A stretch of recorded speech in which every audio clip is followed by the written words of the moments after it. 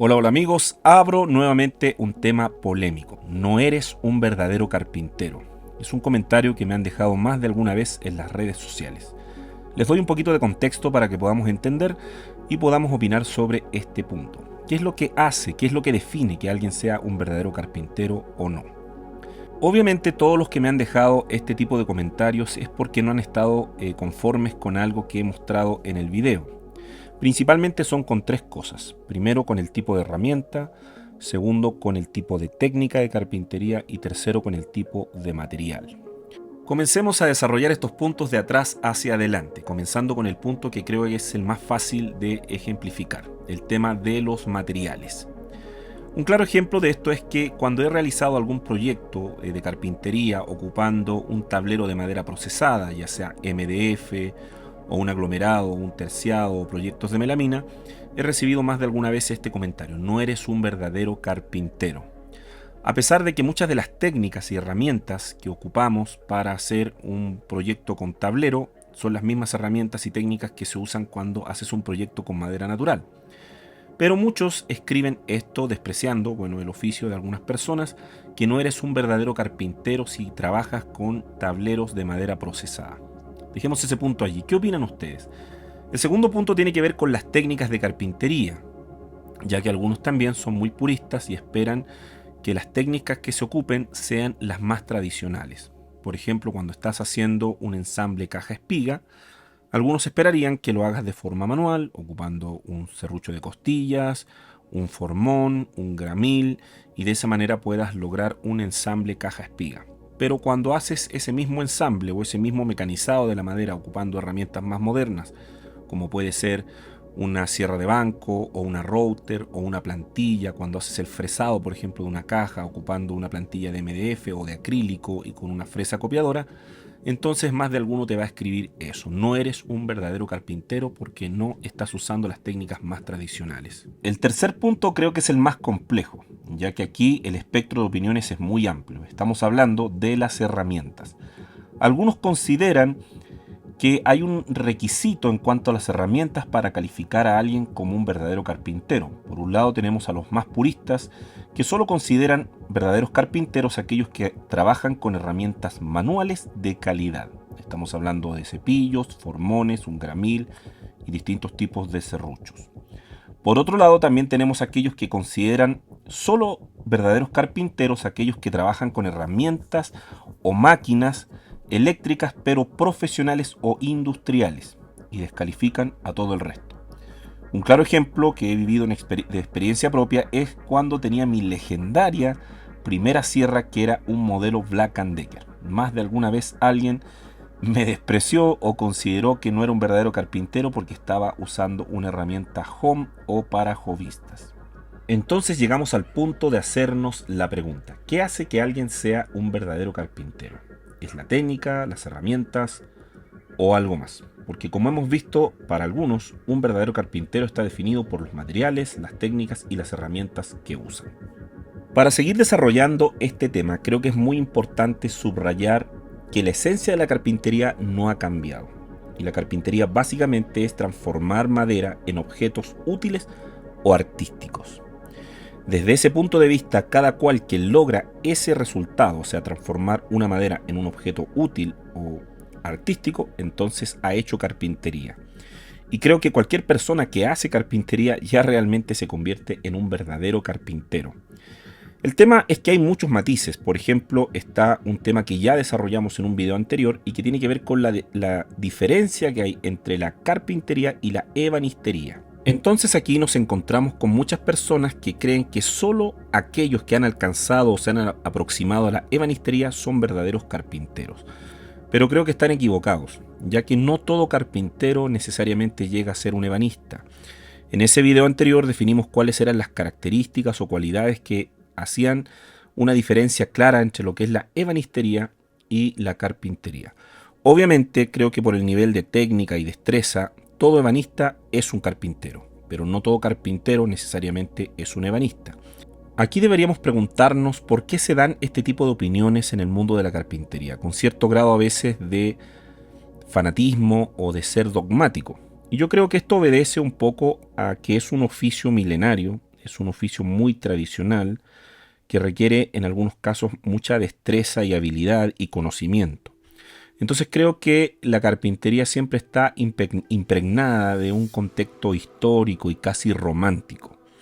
Es por eso que a veces algunos que son más fanáticos o que son demasiado puristas entran en este tipo de opiniones que llevan a descalificar a otros. Yo no creo que sea así, o sea, no creo que la carpintería esté restringida solamente al uso de un tipo exclusivo de herramientas o materiales o de técnicas. Creo que todo aquel que logra cumplir ese objetivo de transformar una madera en un elemento que sea útil o artístico, y eso le genera ya sea un valor sentimental, familiar, o mejorar su calidad de vida o en el recurso económico, esa persona ya logró hacer carpintería, y todo aquel que hace carpintería para mí es un verdadero carpintero. Pero no seamos tampoco simplistas en nuestra opinión. Creo que eso es algo que definitivamente no debemos caer. Hoy día estamos en un medio de una sociedad, ¿cierto?, demasiado populista, donde la opinión del experto y la del neófito valen lo mismo. Así que es importante que creo que definir cosas, hacer distinciones y debatir un poco. Creo que así podemos ir creciendo y avanzando. Pero como les decía, sí estoy alejado de este tipo de opiniones que considero un poco fanáticas y un tanto absurdas. Aquí me gustaría desarrollar una idea que tiene que ver con las herramientas, que sin duda para mí es uno de los puntos más polémicos y donde estaría más centrado nuestro debate. Obviamente es muy difícil o prácticamente imposible desarrollar carpintería sin las herramientas. Es por eso que ahí a veces se caen en ciertas opiniones que para mi gusto tienen cierto grado de fanatismo. Pero la idea que quiero desarrollar es que las herramientas son un medio y no un fin. Esto es muy importante entenderlo. Segundo, no importa el nivel tecnológico que tengan tus herramientas, siempre va a haber una tecnología humana detrás de esto. Aún si trabajaras solo con herramientas manuales y que sean las herramientas más tradicionales y que incluso las puedes haber heredado de tu abuelo y tienen una procedencia del 1800, ya sean formones, ya sean cepillos, de todas maneras, esas herramientas se desarrollaron en algún momento bajo cierto contexto tecnológico. Ya no son herramientas que aparecieron allí en la naturaleza, no las encontraste en un árbol.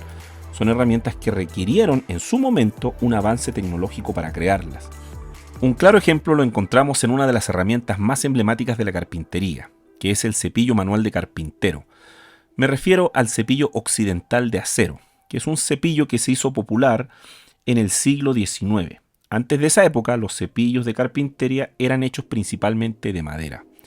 Y seguramente podríamos especular que en ese tiempo hubo también esa disputa o esa opinión. Seguramente los más puristas, los más tradicionales, que seguían trabajando con los cepillos de carpintería de cuerpo de madera, comenzaron a denostar a aquellos que usaban estos nuevos cepillos tecnológicos de acero.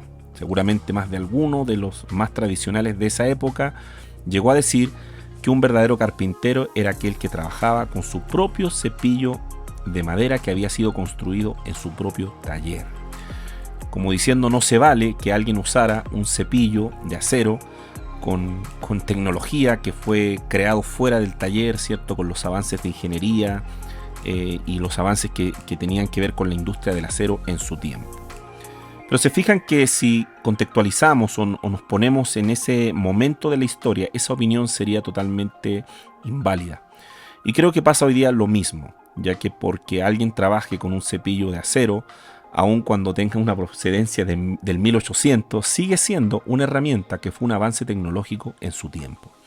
Entonces, el uso de una herramienta de carpintería que incluya una nueva tecnología de su momento no te descalifica como un verdadero carpintero, ya que, como vimos, aún hasta aquellos cepillos manuales que nos parecen tan tradicionales en algún momento fueron el máximo avance tecnológico de su era. Entonces es lo mismo que ocurre hoy día, que alguien ocupe un cepillo eléctrico o inalámbrico o una router o una sierra de una última tecnología no lo descalifica como un verdadero carpintero, ya que las herramientas no son un fin, son un medio. Obviamente aquí el debate podría afinarse mucho más en cuanto a el protagonismo de las técnicas manuales dentro de la carpintería. Ahí yo creo que sí podríamos escuchar ciertas opiniones, ya que por un lado podemos pensar que hay hoy día empresas que tienen todo optimizado a través de computadoras y máquinas CNC y obviamente procesan la madera para lograr hacer carpintería bajo esas máquinas, bajo esa tecnología. Pero deja de ser eso carpintería. No, la pregunta es, ¿qué pasa con el que opera la máquina? ¿Es un verdadero carpintero o simplemente es un operador de una máquina? Creo que ahí hay un punto sí que se podría discutir. Pero para cerrar la idea, lo que quiero decir es que toda herramienta, por muy tradicional que nos parezca, es una herramienta que en su momento fue una innovación tecnológica. Y nadie discutiría que alguien que usa esas herramientas deja de ser un carpintero. Ya nadie que ocupe un formón, nadie que ocupe un cepillo manual de acero deja de ser un carpintero, aun cuando en su momento, como digo, hace un poco más de 2 siglos atrás, esas herramientas no existían y fueron la gran novedad, la gran invención de su momento. Entonces pienso lo mismo hoy día. Cuando estamos trabajando con herramientas que tienen mucha innovación tecnológica en cuanto a herramientas eléctricas, inalámbricas, y que nos facilitan muchísimo el trabajo, creo que eso tampoco nos anula como verdaderos carpinteros. Entonces vuelvo a reafirmar que un verdadero carpintero no está definido por el tipo de herramientas que use, ya sea que sean herramientas muy tradicionales o manuales o herramientas con una gran componente tecnológica, ya que las herramientas no se operan solas, ni siquiera las grandes máquinas de carpintería. Siempre se va a requerir de una persona que sepa usar las herramientas. Aún una máquina CNC, donde está todo un proceso optimizado, requiere de alguien que entienda lo que está haciendo, que pueda crear y que pueda entender un proceso constructivo. La verdadera carpintería está en la habilidad, la dedicación y la creatividad. El verdadero carpintero es aquel que entiende la madera, sabe cómo tratarla y tiene pasión por su oficio. Las herramientas simplemente son un medio para conseguir un objetivo, pero no son un fin. Así que puedes usar las herramientas más caras del mundo o las más sencillas y eso no te va a calificar como un verdadero o un falso carpintero. Por otro lado, amigos, creo que no tenemos que ser fanáticos ni creernos dueños de la verdad, ya que no existe una sola definición de lo que se entiende por carpintería en el mundo, ya que hay distintos contextos. Aquí, si miramos un poquito la historia, podemos ver que hay distintas corrientes. Por ejemplo, la carpintería que se desarrolló en Asia, en los países orientales, como la carpintería japonesa, que tiene ciertos ideales, ciertos valores y ciertas técnicas. Por otro lado tenemos la carpintería europea, también la ebanistería, que también tiene que ver con cierta escuela, con ciertas tradiciones, con ciertos valores. Luego, al pasar los años, vemos también que en Estados Unidos se desarrolla también otro estilo de carpintería. Entonces podemos ahí ver que hay como 3 escuelas principales en cuanto a la carpintería y cada una define las cosas de distinta manera. Por otro lado, los que vivimos en esta parte del mundo, en Latinoamérica, de alguna manera a veces imitamos o tratamos de absorber dentro de las limitaciones que tenemos de cada uno de estos mundos o de estas escuelas de la carpintería. Pero creo que a veces somos muy fanáticos. Por ejemplo, aquel que ha aprendido la carpintería desde un contexto norteamericano o europeo se siente dueño de la verdad. Hace años atrás, por ejemplo, discutía con un amigo que me decía que todos los términos de carpintería había que definirlos en inglés, que no se podía hablar de carpintería, sino que había que hablar de woodworking y que había que definir todos los conceptos en inglés porque así se habían inventado. Y yo le decía que no era así, que cada cual ya había contextualizado un oficio en su propio contexto y he tenido yo la posibilidad de viajar bastante. El año 2012 estuve en Corea del Sur y me di cuenta que la carpintería que tienen los asiáticos no tiene nada que ver con lo que han desarrollado los europeos. Sería ridículo decirle a un oriental, a un japonés, que tiene que llamar los conceptos de la carpintería en inglés, porque según él, un europeo o un norteamericano definió tal concepto. No, amigos, yo creo que no tenemos que ser fanáticos. Esto no es una secta en la cual nos creamos dueños de la verdad. Simplemente cada cual nos aproximamos a la carpintería muchas veces con una definición o una descripción objetiva de las cosas. Entonces, desde ese punto de vista, creo que tenemos que tener la mente amplia y aprender de todos. Yo también, al colaborar con distintas empresas, me he dado cuenta cómo de alguna manera los valores culturales de las empresas se hacen presentes. Por ejemplo, Makita, que es una empresa japonesa, desarrolla las cosas de cierta manera, hacen el marketing de cierta manera. Trabajé también con Bosch, que es una empresa europea que también entiende las cosas y sus valores de una manera. He trabajado con empresas norteamericanas como son DeWalt, Milwaukee, y ahí vemos que cada empresa de alguna manera tiene valores diferentes, de alguna manera que tienen que ver con la cultura en la que están, y no nos podemos sentir dueños de la verdad. Cada cultura, cada escuela, cada tradición aporta de distinta manera. Yo creo que esa es una ventaja que tenemos los latinoamericanos, entendiendo que en muchos casos estamos en un contexto quizás donde no tenemos todos los recursos, pero tenemos la posibilidad de no ser fanáticos con una única tradición, sino que podemos aprender de todo. Podemos mirar cómo hacen los europeos, cómo hacen los asiáticos, cómo hacen los norteamericanos, combinar distintos tipos de técnicas, de herramientas, y al final entender que la carpintería no tiene que ver solamente con el tipo de herramienta, de técnica o de material que uso, sino más bien con lo que quiero lograr. Y lo que quiero lograr es transformar la madera en un objeto útil, en un objeto que genere un valor. Si logramos ese objetivo, entonces para mí somos verdaderos carpinteros.